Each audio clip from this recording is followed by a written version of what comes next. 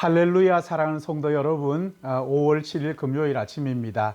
오늘 하루도 성령이 말하게 하심을 따라 말하고 성령이 인도하심을 따라 행동함으로 복된 한날, 하나님의 영광 돌리는 하루가 되시기를 축복합니다.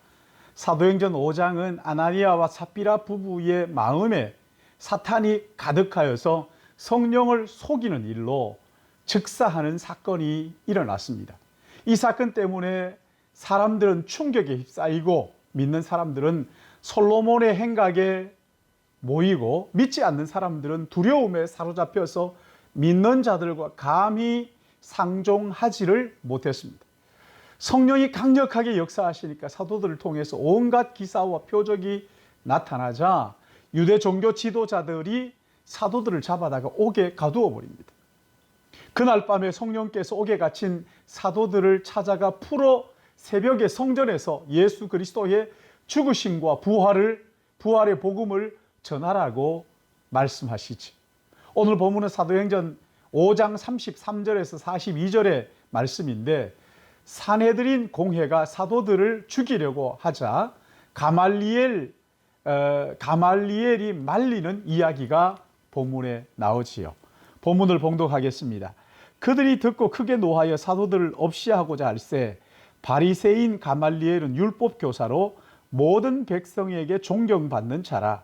공회 중에 일어나 명하여 사도들을 잠깐 밖에 나가게 하고 말하되, 이스라엘 사람들아, 너희가 이 사람들에 대하여 어떻게 하려는지 조심하라. 이전에 드다가 일어나 스스로 선전하며 사람이 약 400명이 따르더니 그가 죽임을 당하며 따르던 모든 사람들이 흩어져 없어졌고, 그 후 호적할 때 갈릴리 유다가 일어나 백성을 꿰어 따르게 하다가 그도 망한즉 따르는 모든 사람들이 흩어졌느니라. 이제 내가 너희에게 말하노니 이 사람들을 상관하지 말고 버려두라. 이 사상과 이 소행이 사람으로부터 났으면 무너질 것이요, 만일 하나님께로부터 났으면 너희가 그들을 무너뜨릴 수 없겠고 도리어 하나님을 대적하는 자가 될까 하노라 하니, 그들이 옳게 여겨 사도들을 불러들여 채찍질하며 예수의 이름으로 말하는 것을 금하고 놓으니, 사도들은 그 이름을 위하여 능력받는 일에 합당한 자로 여기심을 기뻐하면서 공회 앞을 떠나니라. 그들이 날마다 성전에 있든지 집에 있든지 예수는 그리스도라 가르치기와 전도하기를 그치지 아니하니라. 아멘. 오늘 여기 본문을 보시면 종교 지도자들이 성전에서 복음을 전하는 사도들을 붙잡아다가 공회 앞에 세우고 신문하는데, 사도들이 그들 앞에서 너희가 나무에 달아 죽인 예수를 우리 조상의 하나님이 다시 살리시고 이스라엘의 회개함과 죄사함을 주시려고 그를 오른손으로 높이시고 임금과 구주로 삼으셨다고 이야기하면서 성령과 우리는 이 일의 증인이라고 선언을 했습니다.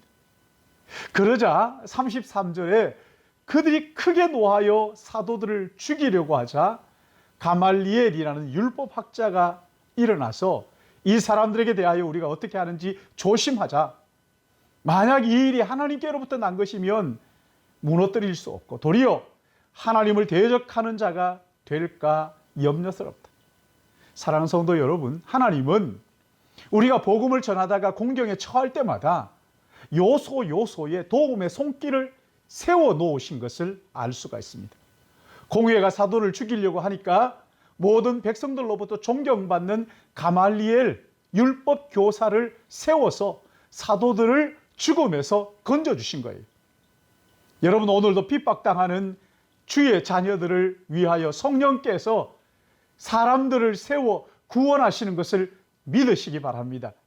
오늘도 살아계신 하나님은 구원하시는 거예요. 살아계셔서 그들을 건져주시는 거예요. 여러분, 여기 공회가 가말리엘의 충고를 받아들여서 사도들을 채찍질하고 예수 이름으로 말하는 것을 금하고 풀어줍니다. 사도들이 뭐라고 얘기합니까? 예수 이름을 위하여 능력받는 일에 합당한 자로 여기심을 기뻐했다, 이렇게 말합니다. 얼마나 기가 막히는 일입니까? 사도들이 예수 이름을 전하다가 핍박받는 것을 기뻐했다는 거예요. 여러분, 요즘 예수 믿는 것 때문에 조금만 손해가 있으면 당장 그만둡니다. 누가 싫어하는 소리 한마디만 해도 금방 돌아서 버리는 것이 현실이에요. 그런데 여기 사도들은 주님을 위하여 핍박받는 것에 합당한 자로 여기심을 받는 것을 어떻게 했어요? 기뻐했어요. 디모데후서 말합니다.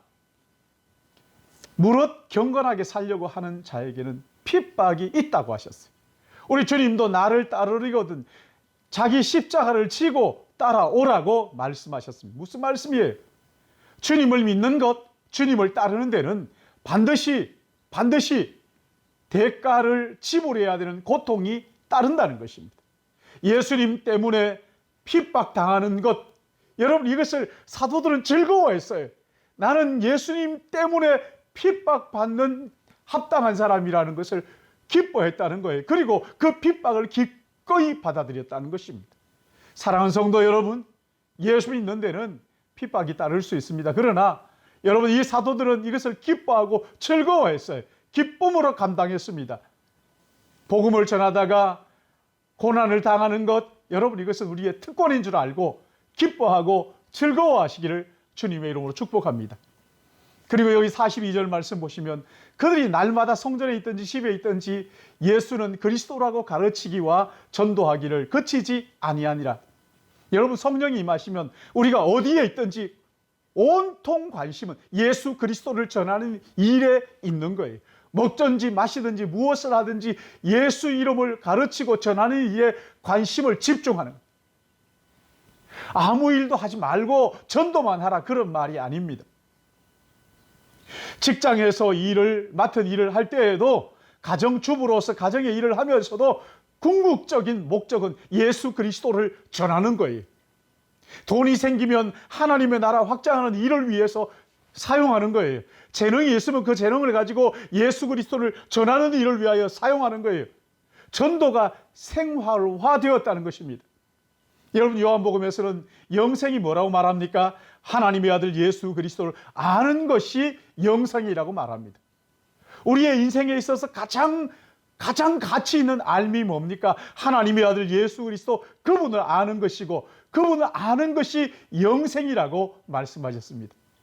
예수를 아는 것 이보다 더한 영광은 없는 거예요. 여러분 기회를 얻든지 못 얻든지 예수를 전하는 일에 예수를 전도하는 이 일에 마음을 쓰셔서 예수를 아는 것보다 더 영광스러운 지식이 없음을 가족과 이웃과 친척에게 전하는 하나님의 사람들 되시기를 예수님의 이름으로 축복합니다. 기도하겠습니다. 주 예수를 믿어라 그리하면 너와 내 집이 구원을 얻으리라 말씀하신 아버지 하나님, 우리 하나님께서 일찍이 우리를 그리스도 예수 안에서 주의 자녀로 부르시고 우리를 세워 영생을 허락해 주셨사오니 감사합니다.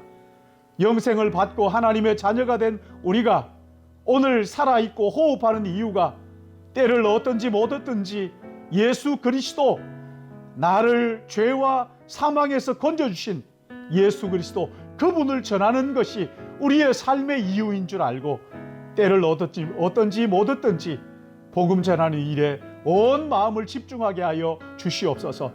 성령께서 우리의 마음과 생각을 붙들어 주시사 무슨 일을 하든지 어느 곳에 있든지 누구를 만나든지 무슨 일이 있든지 그 일 속에서 그 사람들 만난 가운데서 하나님의 아들 예수 그리스도 나의 구원자이신 그분을 증거함으로 말미암아 하나님 아버지 그들도 하나님의 아들 예수 그리스도를 알고 믿어 영생을 누리는 그리함으로 하나님의 나라가 천국의 예고편이 우리 가운데 임하도록 주님 우리를 사용하여 주실 것을 간절히 바라옵고 오늘 이 하루 주님 앞에 의탁하오며 거룩하신 우리 구주 예수님의 이름으로 간절히 기도드리옵나이다. 아멘.